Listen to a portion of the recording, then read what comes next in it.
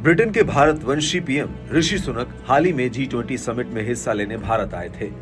ऋषि सुनक भारत आने से लेकर जाने तक खबरों में छाए रहे। G20 में उन्होंने खूब महफिल लूटी। ये तस्वीरें गवाह बनी उनके भारत में यादगार पलों की।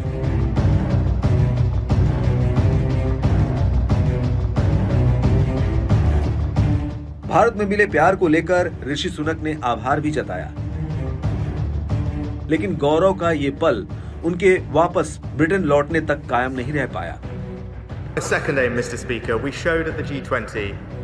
G20 से लौटने के बाद ऋषि अपने विपक्षियों के निशाने पर आ गए हैं। Probation, prison, schools, China, yet again in action, man. विपक्षी नेता पीएम सुनक की शिखर सम्मेलन में उनकी कमजोर स्थिति बताकर आलोचना कर रहे हैं। उनके मुताबिक सुनक की वजह से देश की स्थिति बाकियों की तुलना में कमजोर साबित हुई। विपक्ष कुछ सवाल उठा रहा है जिसके आधार पर ऋषि सुनक को वहां घेरा जा रहा है।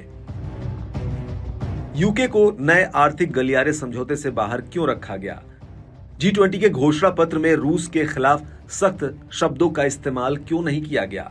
भारत ने यूक्रेन पर आक्रमण की निंदा क्यों नहीं की? मोदी मुसलमानों और ईसाइयों के उत्पीड़न को रोकने के लिए क्या कर रहे हैं? ये मुद्दा क्यों नहीं उठाया गया कि भारत रूस से तेल क्यों खरीद रहा है? ऋषि सुनक ने इस तरह के सभी सवालों का सामना किया और बताया कि प्रधानमंत्री और मैंने कई मुद्दों पर चर्चा की। G20 एक बड़ा समूह है जिसमें कई देश शामिल हैं जो वैश्विक मामलों पर एक जैसा दृष्टिकोण या समान मूल्यों को साझा नहीं करते हैं। ये G7 में हमारी एकमत सोच की तरह नहीं हो सकता है, और अगर कोई ऐसा समझता है तो फिर उसे विदेशी मामलों की गलत समझ है। लोकतंत्र में सत्ता पक्ष के कार्यों की आलोचना उसका एक अभिन्न और खूबसूरत हिस्सा है जिसे संयमित होकर सामना करने की जरूरत होती है।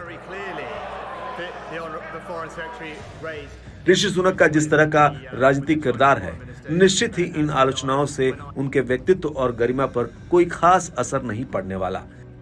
ये एक क्षणिक हलचल है जो वक्त के साथ थम जाएगा और उनका धरातल पर किया गया काम ही सदा के लिए याद रह जाएगा।